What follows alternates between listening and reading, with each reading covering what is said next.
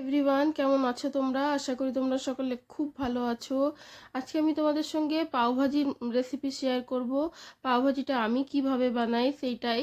আমি খুবই কম উপকরণ দিয়ে পাওভাজিটা তৈরি করি, খুব বেশি মশলা ইউজ করি না পাওভাজিতে।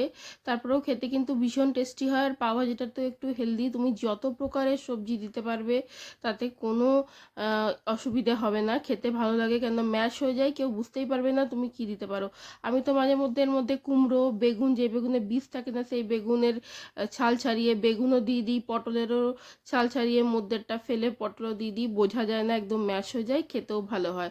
তো আপাতত আমার কাছে যা সবজি ছিল আমি সেই সবজি দিয়েছি, যার মধ্যে আছে অল্প বাঁধাকপি, একটা ছোট আলু, গাজর, বিট, আর তোমার এটা কি বলে বরবটি, এগুলো আছে আমার সবজির মধ্যে।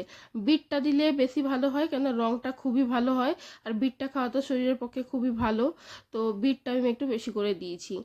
নুন দিয়েছিলাম সামান্য, সামান্য অল্প হলুদ, আর একদমই এক ফোঁটা জল দিয়ে আমি সেদ্ধ করে নিয়েছি সবজিগুলো। সেদ্ধ করার পরে ভালো করে আলু ম্যাশার যে থাকে সেটা দিয়ে ম্যাশ করে নিয়েছি, যেন একদম সবজিগুলো ম্যাশ হয়ে যায়, আর বিটটাও ভালো করে ম্যাশ হয়ে যায়। সেই জন্য তোমরা দেখলে আমি ম্যাশ করে নিয়েছি। দিয়ে কড়াই অল্পখানি তেল নিয়েছি, একদমই সামান্য অল্প তেল নিয়েছি। তেলের মধ্যে ছোটো চামচের আধা চামচ জিরে আর সামান্য অল্প হিং দিয়েছি ফোড়নে। ফোড়নটা হয়ে যাওয়ার পরে এখানে তোমরা দেখলে আমি কেটে রেখেছি পেঁয়াজ, টমেটো আর কাঁচা লঙ্কা।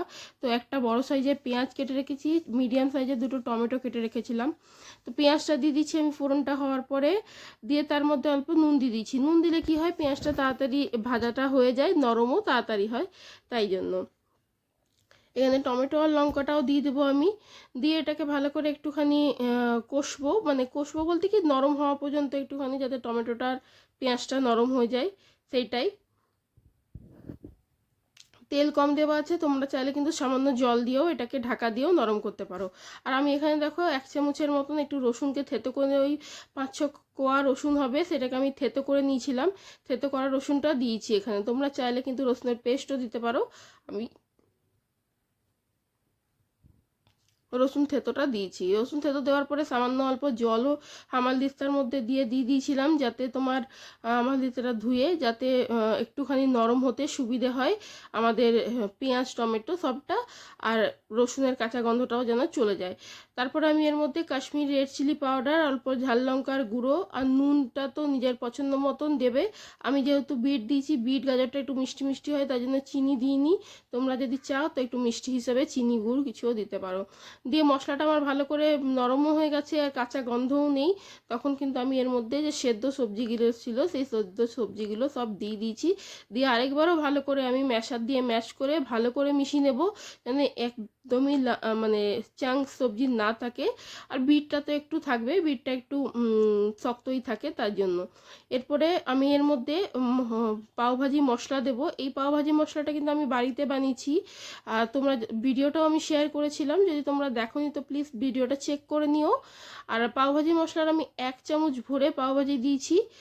আর লেবু দিয়েছি অর্ধেকের একটু কম, লেবুকে আমি চিপে দিয়ে দিয়েছি। এরপরে এটা যতক্ষণ এই যে জল জল দেখো ব্যাপারটা আছে, যে মনে হচ্ছে না ছাড়া ছাড়া, সবজিটা ছাড়া ছাড়া মনে হচ্ছে, এই ব্যাপারটা যতক্ষণ না যাচ্ছে ততক্ষণ কিন্তু আমি এটাকে মিডিয়াম আঁচে রেখে দেবো, আর মাঝে মাঝে নাড়াতে থাকবো। তো এইটা কিন্তু ওই 4 থেকে 5 মিনিট ধরো সময় লাগে। দেখো আস্তে আস্তে জলটা কিন্তু শুকিয়ে যাচ্ছে।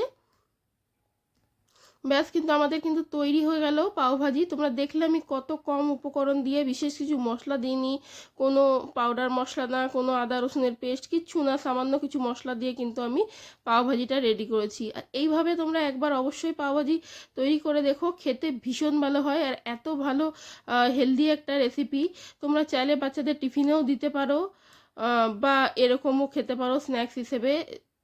আমার কিন্তু ওখানে দেখলে তোমরা পাও ভাজির জলটা পুরো শুকিয়ে গেছিলো, মানে ভাজির জলটা আমি কিন্তু ওটা বন্ধ করে দিয়েছিলাম।